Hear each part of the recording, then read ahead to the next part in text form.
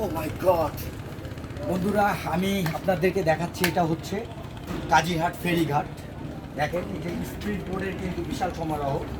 আবার এই যে দেখেন একটা স্পিড বোর্ড আসছে, দেখেন স্পিড বোর্ডটা দেখেন, এটা চলে আসছে। এটা চলে আসছে হচ্ছে আপনার ওই যে আরিচা ফেরিঘাট থেকে, আরিচা ঘাট থেকে মানিকগঞ্জ থেকে ঢাকা। 20 মিনিটের মধ্যে এখান থেকে আরিচা ঘাটে চলে যাওয়া যায়, কাজিরহাট থেকে দৌলতদিয়া ফেরিঘাটে চলে যাওয়া যায়।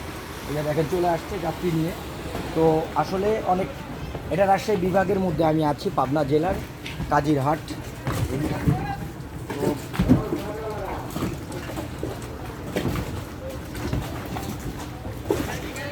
সত্যি বাংলাদেশের সৌন্দর্যর সাথে এই যে রাজশাহী বিভাগের সৌন্দর্যটা অনেক বেশি মনোমুগ্ধ করবে। যদি রাজশাহী বিভাগের শুধু এটা, কিন্তু আমরা আছি হচ্ছে যমুনা সেতুর উপরে, সরি যমুনা নদীর ওপরে আছি। এটা হচ্ছে ফেরিঘাট।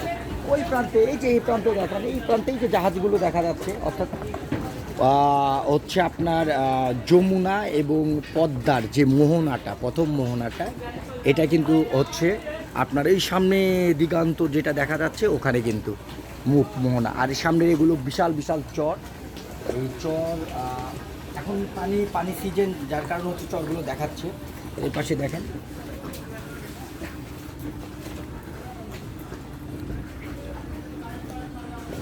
আসলে এখানে কিন্তু প্রচুর পরিমাণ হচ্ছে স্পিড বোট। এই স্পিড বোটগুলো বলে দিচ্ছি আগে থেকে যে এটা যাচ্ছে হচ্ছে আপনার দৌলতদিয়া, পাটুরিয়া, তারপরে এদিকে হচ্ছে আপনার মানিকগঞ্জের দিকে, ঢাকার দিকে চলে যাবেন। ঢাকা থেকে দেখেন যাত্রীরা কিন্তু এই স্পিড বোটে খুব সহজেই মানিকগঞ্জ হয়ে চলে আসছে। তো এই যে এই এলাকার মানুষের জীবনযাত্রার মান ঠিক এরকম, যে নদী পথে। তো আসলে আমি হচ্ছে ম্যানগ্রোভ এলাকা, সাগর সৈকত, কুয়াকাটা এবং হচ্ছে আপনার পিরোজপুর, বা জানেন যে হচ্ছে ঝালকাঠি, পাথরঘাটার এই অঞ্চলগুলোতে আছে, পানি আছে। এটা কিন্তু ওই যে সিজনাল পানি, আমাদের জানেন যে পদ্মা এবং যমুনার পানিটা কিন্তু সারা বছর থাকে না, বাট হচ্ছে একটা নির্দিষ্ট এই যে বর্ষার সিজনটা থাকবে, আস্তে আস্তে সমস্ত চর হয়ে যাবে, তখন একটু যাতায়াতে কিন্তু খুব কঠিন। এখন অনেক বড় বড় যাত্রীবাহী মাল ট্রলার গাড়ি কিন্তু যায়।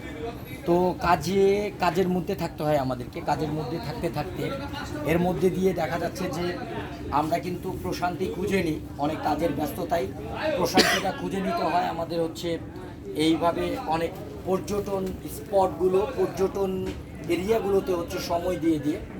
তো নিজে এখানে প্রতিদিনই একই দৃশ্য, একই জায়গায় একই স্পট দেখতে দেখতে কিন্তু আমাদের কাছে এটা পর্যটন স্পট না, বাট এটা হচ্ছে দেখা যাচ্ছে কাজের জায়গা, যার কারণে কিন্তু এতটা এনজয় করি না। বাট দূরান্ত থেকে বিদেশি পর্যটক সহ পাবনা জেলার এই যে কাজিরহাট, নগরবাড়ি ঘাট, এই সমস্ত এলাকায় যে উচ্চ ছাউন্ডটা দেখতে পাচ্ছেন, দেখেন ওইটা কিন্তু একটা ছোট্ট হচ্ছে লঞ্চটা চলে যাবে যাত্রী নিয়ে। আসলে এর উদ্দেশ্য গন্তব্য কোথায় তা হচ্ছে বলতে পারছি না। দেখেন এই যে কাজিরহাট লঞ্চ ঘাট, ঠিক আছে, এখান থেকে এটা হয়তো চলে যেতে পারে আপনার আরিচা ঘাট অথবা দৌলতদিয়া পাটুরিয়া ঘাটে। দৌলতদিয়া পাটুরিয়াতে গেলে যারা হচ্ছে ফরিদপুর, ভাঙ্গা, এই সমস্ত বরিশাল, এই সমস্ত এলাকায় যাবে তাদের জন্য, আর যারা ঢাকা দিকে যাবে তারা কিন্তু আরিচা ঘাটের দিকে চলে যাবে। এখান থেকে স্পিড বোর্ডেও যাওয়া যায়। তো বলছিলাম যেটা, যে পর্যটন জায়গাগুলো, তোমরাও কিছুদিন পর আমার বন্ধু যারা ভিডিওটা দেখছো, তোমরা আসছো, অনেকে আবার আসবে। আসলে বাংলাদেশে ঘোরার মতো অনেক সুন্দর সুন্দর জায়গা আছে। যারা ব্যবসা বাণিজ্যর খাতিরে বিভিন্ন জায়গায় যাচ্ছেন, কাজের খাতিরে যাচ্ছেন, আর যারা হচ্ছে অফিসিয়াল কাজ করেন, তারা অবশ্যই ঘুরতে আসবেন। বাংলার এই সৌন্দর্য, নৈশিক সৌন্দর্য, পৃথিবীর সৌন্দর্যটাকে কিন্তু আমাদের উপভোগ করার চেষ্টা করতে হবে।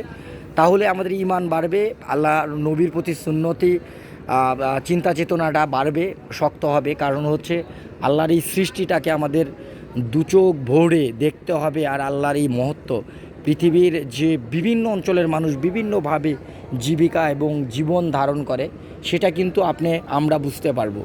তো আলহামদুলিল্লাহ, আমি মোজাম্মেল হক। আমি বাংলাদেশের প্রত্যন্ত অঞ্চলে ছোটোখাটো যখন দুই একটা ভিডিও করে আপনাদেরকে দেখানোর চেষ্টা করি। আর এমনি তো সব ভিডিও সব জায়গায় নেওয়া যায় না, আমি নিজ চোখে অনেক জায়গা দেখতে পাচ্ছি। আল্লাহ আমাকে তৌফিক দান করলে আরও অনেক ভিডিও আপনাদের সঙ্গে শেয়ার করতে পারবো। আজকে এই পর্যন্ত, আল্লাহ হাফেজ, বাবাই।